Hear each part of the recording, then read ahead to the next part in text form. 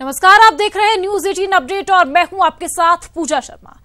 Europe दौरे के लिए पीएम मोदी रवाना हो गए हैं। पीएम मोदी की 5 दिवसीय यूरोप यात्रा है। आपको बता दें, पहले स्वीडन जाएंगे पीएम मोदी और मंगलवार की रात ब्रिटेन पहुंचेंगे। कॉमनवेल्थ समिट में पीएम मोदी इस दौरान हिस्सा लेंगे।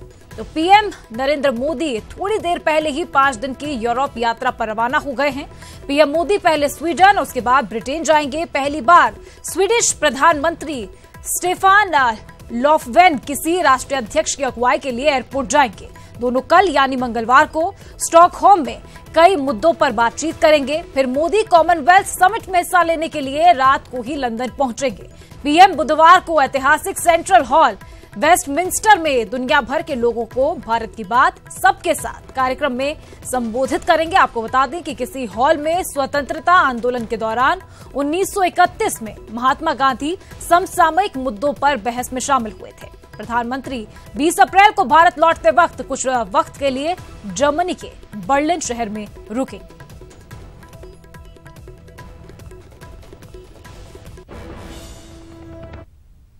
और अब बात 53 देशों वाले कॉमनवेल्थ सम्मेलन की, जिसमें बड़ी भूमिका निभाने के लिए हिंदुस्तान तैयार है और जहां से पूरी दुनिया में भारत की मजबूती का अहम संदेश भी जाने वाला है।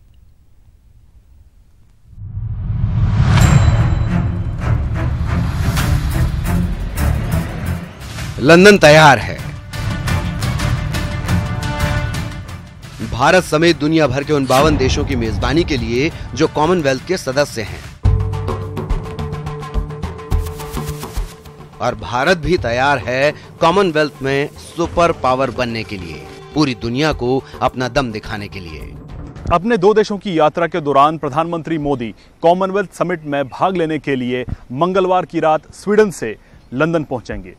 हालांकि प्रधानमंत्री मोदी पहले भी कई बार लंदन जा चुके हैं, लेकिन इस बार उनके वेलकम के लिए जो तैयारियां की गई हैं वो अद्भुत नहीं बल्कि अद्वितीय हैं।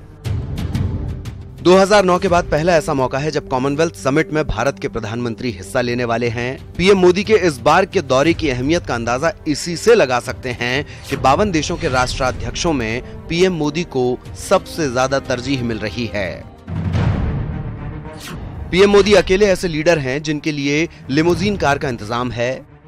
दूसरे देशों के राष्ट्राध्यक्षों और लीडर्स के लिए स्पेशल बस की व्यवस्था है। पीएम मोदी उन 3 नेताओं में शामिल हैं जिन्हें बकिंघम पैलेस जाना है। ब्रिटेन की महारानी से मुलाकात के लिए पीएम मोदी को निमंत्रण मिला है। ये तो बात है पीएम मोदी को मिलने वाली खास तरजीह की। अब बात विंडसर कैसल में आयोजित कॉमनवेल्थ समिट की, जहां पीएम मोदी 53 सदस्य देशों के शिखर सम्मेलन को संबोधित करेंगे। पीएम मोदी यहां लोकतंत्र, शांति और समृद्धि विषय पर अपनी बात रखेंगे। यहां भारत के वित्तीय योगदान को डबल करने की योजना रखी जाएगी।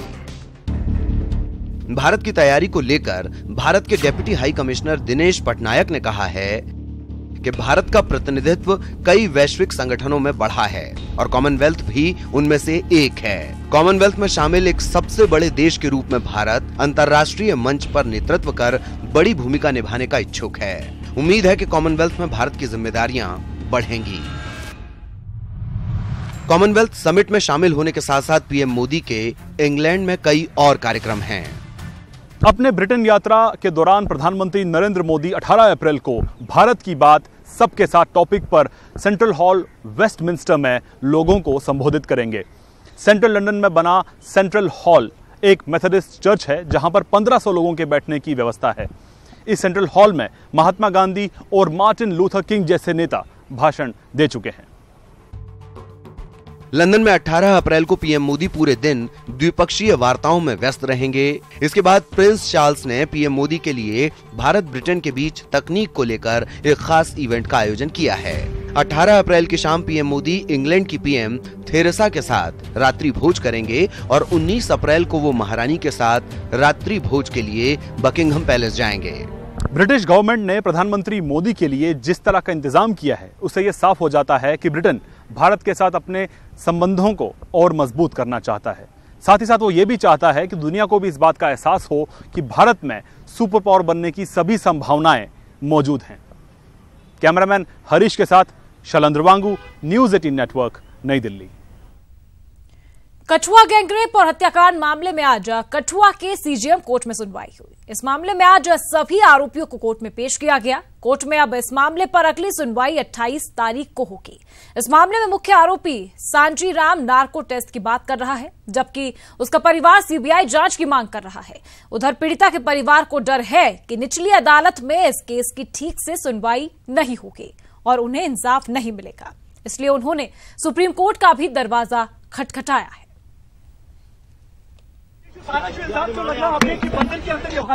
सब बोल नार्को टेस्ट में क्लियर हो जाएगा सब कुछ।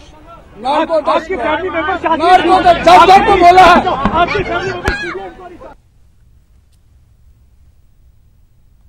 Is it a hallmark of fair trial? Is it a hallmark of fast track trial? The entire country wants fast track, and the crime branch doesn't, it doesn't reflect from its actions that ये कोई fast track trial चाहते हैं. So everything is evident in front of you. आज court ने 28 charge डाल दी इस वजह से कि अभी कॉपी दी जाएगी और तब तक मेरे क्लाइंट जेल में रहेंगे। How come charges can be framed? I have not been given a copy of the चालान।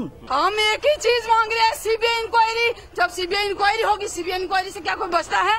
मुझे ये बात बता दे, पूरी आवाम बताए, पूरी दुनिया बताए, सीबीआई इंक्वायरी से कोई निर्दोषी बचेगा? जो इंक्वायरी फेयर होगी, फेयर इंक्वायरी चाहिए, सीबीआई इंक्वायरी चाहिए। जो निर्दोष है वो बचे। हम नहीं चाहते कि जो अंदर है उनको छोड़ो। हमने एक डिमांड की, CBI inquiry. Totally CBI inquiry होगी तो इस जांच को हम मानेंगे, फिर चाहे जिसको मर्जी फांसी मिले। गैंग रेप की अगुवाई कर रही एडवोकेट दीपिका सिंह मेरे साथ मौजूद है बात करने के लिए। दीपिका, बहुत बहुत धन्यवाद, समय दिया आपने। आप इस केस को लड़ रही हैं, क्या कहना है आपका? कितनी मुश्किलें सामना करना पड़ रहा है आपको? देखिए, सबसे पहले धन्यवाद।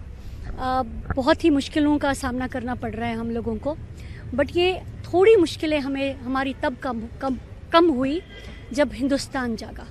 बहुत मुश्किलों का सामना करना पड़ रहा है, हमें ओपन थ्रेट्स दी जा रही है। इनफैक्ट मॉडेस्टी को आउटरेज किया जाता है, आपको फेसबुक पे गालियां दी जाती हैं। That is outraging modesty only. Deepika, इस केस में अभी क्या नतीजा सामने निकल कर आया है इंसाफ में, और कितना समय लग सकता है? देखिए, इंसाफ में अभी आपको पता है कि चार्जशीट प्रोड्यूस हो गया है, तो कुछ और चीज़ें हैं बारीकी से जो देखी जाएंगी। एंड चार्जशीट प्रोड्यूस हुआ है तो ट्रायल शुरू होगी, बट ट्रायल कठुआ जैसी जगह पे शुरू नहीं होनी चाहिए, क्योंकि ये केस कठुआ का है। कठुआ में ट्रायल शुरू होगी और वहाँ पर लोकल लॉयर्स राजनीति की जा सकती है इस चीज़ पे। तो there we are not, we completely oppose that thing that it should take place, trial should take place at Kathua. It should be shifted to some safer place. जब कोई मुद्दा हो ऐसा, जो कि हमारा ऑनरेबल सुप्रीम कोर्ट भी कहता है। देखिए, इस समय आना, पहले डंडे उठाना, गोलियां बरसाने की धमकी देना, बम उठाने की धमकियां देना, और फिर कैंडल मार्च करना। कैंडल मार्च करने के बाद आज औरतों को सामने कर दिया। I don't understand what politics they are playing. Let please have one footing जिस पे आप अपनी प्रोजेक्शंस को कर सके। जब तक इंसाफ नहीं मिलता तब तक आप इस केस को लड़ेंगे? Of course, yes, that's a promise. बिल्कुल, जब तक इंसाफ नहीं मिलता दीपिका सिंह इस केस को लड़ेंगी, और देश और जनता, सब पूरी आवाम एकजुट होकर और इंतजार कर रही है कि आने वाले समय में जल्द से जल्द उस बच्ची को, उस 8 साल की बच्ची को इंसाफ मिले जो हमारे बीच मौजूद नहीं है। कैमरा पर्सन अंकित जैन के साथ मैं रवि कुमार मिश्रा, न्यूज़ 18, नई दिल्ली।